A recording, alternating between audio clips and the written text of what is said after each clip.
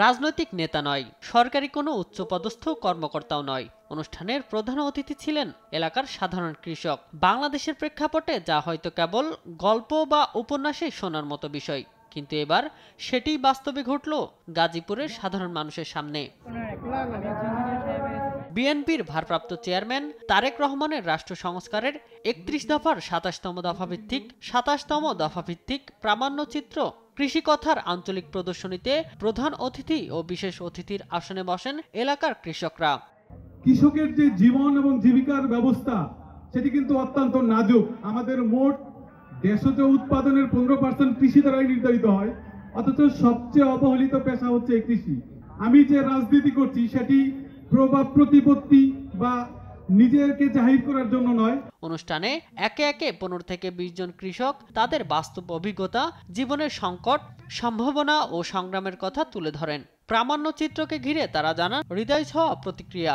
আমাদের এখানকার যে ইন্ডাস্ট্রিয়াল বর্জ্যগুলো আসছে সেগুলো আমাদের কৃষি জমিকে এবং এখানকার যে জীববৈচিত্র্য আছে টোটালি ধ্বংস করে দিচ্ছে। এই বিষয়ে একেবারে ইনস্ট্যান্ট ইমিডিয়েট ব্যবস্থা নেওয়ার খুবই জোর দাবি জানাই। পাশাপাশি আমার এলাকার যেহেতু কৃষিজীবী এলাকা, তার পাশে আমাদের একটা আসলে শিল্প সমৃদ্ধ একটি এলাকা। এই এলাকার উৎপাদন দিয়ে মূলত ওই আমাদের পার্শ্ববর্তী রিজনগুলোতে ইন্ডাস্ট্রিয়াল বেসলাইনগুলোতে মূলত সাপ্লাই হয়। তো এই সাপ্লাই চেনটাকে যথেষ্ট সুচারুরূপে রাখার জন্য পরিকল্পিতভাবে এখানে একটা সাপ্লাই চেন করার জন্য সরকারের কাছে আমরা বিনীতভাবে অনুরোধ জানাই। প্রামাণ্যচিত্রে ফুটে উঠেছে কৃষকের জীবনের কঠিন বাস্তবতা, চ্যালেঞ্জ, সম্ভাবনা এবং রাষ্ট্রীয় অবহেলার ছবি। তুলে ধরা হয়েছে কৃষক শুধু ফসল ফলানোর মানুষ নন, বরং তিনি রাষ্ট্র গঠনেরও অন্যতম কারিগর। এই প্রামাণ্যচিত্রটি নির্মাণ করেছেন অস্ট্রেলিয়া বিএনপির সাবেক সাংগঠনিক সম্পাদক ইঞ্জিনিয়ার হাবিবুর রহমান। অনুষ্ঠানে প্রধান আলোচক হিসেবে তিনি বলেন, তারেক রহমানের ২৭তম দফা বাস্তবায়ন হলে কৃষক আর পিছিয়ে থাকবে না। কৃষি হবে দেশের উন্নয়ন ও সমৃদ্ধির মূল চালিকা শক্তি।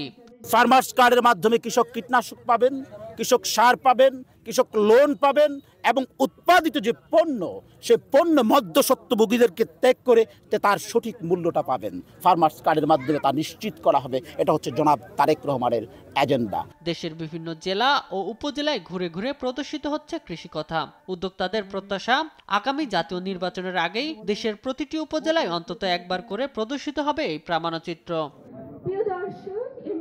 শামীম হোসেন, নিউজ ডেস্ক, দেশ টিভি।